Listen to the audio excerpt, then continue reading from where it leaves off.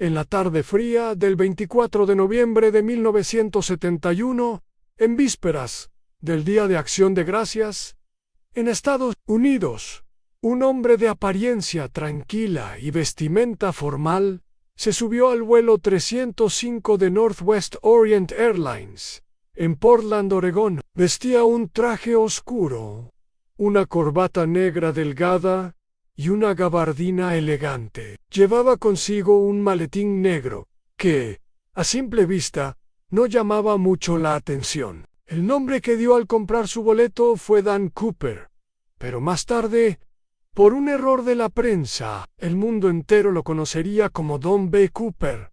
Una vez que el avión despegó y alcanzó altitud de crucero hacia Seattle, el misterioso pasajero llamó a una azafata llamada Florence Schaffner. Con voz firme pero educada, le entregó una nota escrita a mano. Ella, acostumbrada a pasajeros que coqueteaban o dejaban mensajes triviales, guardó la nota sin leerla. Entonces, el hombre se inclinó ligeramente hacia ella y susurró: «Señorita, creo que debería leer eso.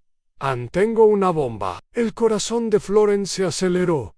Abrió la nota y vio lo que parecía una amenaza clara. Cooper le pidió que se sentara a su lado y discretamente le mostró el maletín. Dentro había varios cilindros rojos con cables conectados y una batería, lo suficientemente convincente como para no poner en duda su autenticidad. Con calma sorprendente, le explicó sus condiciones. Quería $200,000 en billetes de 20, 4 paracaídas y un camión de combustible listo en el aeropuerto de Seattle. La tripulación informó de inmediato a la cabina, y el capitán tomó contacto con la torre de control. Rápidamente, el FBI y la policía local se involucraron, pero Cooper se mostró sereno, incluso cortés, con los asistentes de vuelo. Pidió whisky y fumó varios cigarrillos mientras esperaba la respuesta de las autoridades. Su actitud no era la de un criminal nervioso, sino la de alguien que parecía tener todo calculado. Mientras el avión sobrevolaba Seattle en círculos, las autoridades trabajaban contra el reloj para reunir el dinero exigido y los paracaídas. Finalmente, después de horas de tensión, todo estuvo listo. Cuando el avión aterrizó, los pasajeros fueron liberados sin saber realmente el peligro que habían corrido. Cooper se aseguró de que solo quedaran a bordo el piloto, el copiloto, un ingeniero de vuelo y 2 azafatas. El verdadero misterio apenas comenzaba. Ya con los pasajeros a salvo y las exigencias cumplidas, el ambiente dentro del avión cambió de manera radical. El capitán recibió instrucciones de Cooper. Debían despegar nuevamente. Esta vez, rumbo a Ciudad de México, pero bajo condiciones muy específicas. Cooper ordenó que el avión volara bajo, a unos 10,000 pies de altitud, y a una velocidad relativamente lenta, alrededor de 170 nudos. También pidió que el tren de aterrizaje permaneciera abajo y los flaps extendidos a 15 grados. Sus indicaciones eran tan técnicas que la tripulación llegó a sospechar que el hombre tenía experiencia en aviación o en paracaidismo. Las azafatas observaron cómo Cooper mantenía la calma en todo momento. No se mostraba nervioso ni agresivo y trataba a la tripulación con cortesía, aunque con firmeza. Pidió que las cortinas de la cabina se cerraran, que se evitaran maniobras bruscas y que nadie intentara seguirlos demasiado cerca. Mientras tanto, afuera, varios aviones militares fueron desplegados para vigilar a la distancia el vuelo secuestrado. A medida que avanzaba la noche, el clima empezó a complicarse. Había nubosidad y lluvias ligeras en algunas zonas, lo que hacía más difícil seguir con exactitud la ruta que Cooper había planeado. Sin embargo, el capitán cumplió con cada orden, consciente de que cualquier error podría provocar una tragedia. En algún momento del trayecto, Cooper revisó los paracaídas que se le habían entregado. Eligió 2 y apartó el resto. Después, pidió que se le mostrara cómo funcionaban los arneses, aunque no parecía un principiante. Ató el dinero dentro de una bolsa de lona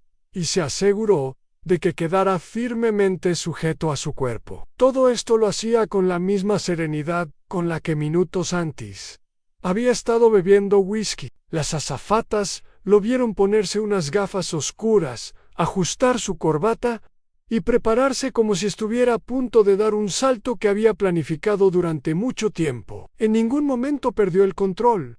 No gritó, no se desesperó, no mostró debilidad. Era como si cada movimiento estuviera ensayado de antemano. Cerca de las 8:00 de la noche, en algún lugar entre Seattle y Reno, sobrevolando una zona boscosa y montañosa del estado de Washington, Cooper ordenó que la tripulación permaneciera en la cabina y no interfiriera. Poco después, activó la escalera trasera del avión, un mecanismo poco común que descendía desde la parte posterior del fuselaje. El viento helado comenzó a azotar el interior del avión. La tripulación apenas alcanzó a sentir el cambio de presión y el ruido ensordecedor del aire entrando por la parte trasera. Nadie lo vio saltar directamente, pero todo indica que en ese preciso momento, Don B. Cooper se lanzó al vacío con el dinero y uno de los paracaídas. El avión continuó su ruta hasta aterrizar más tarde en Reno, Nevada,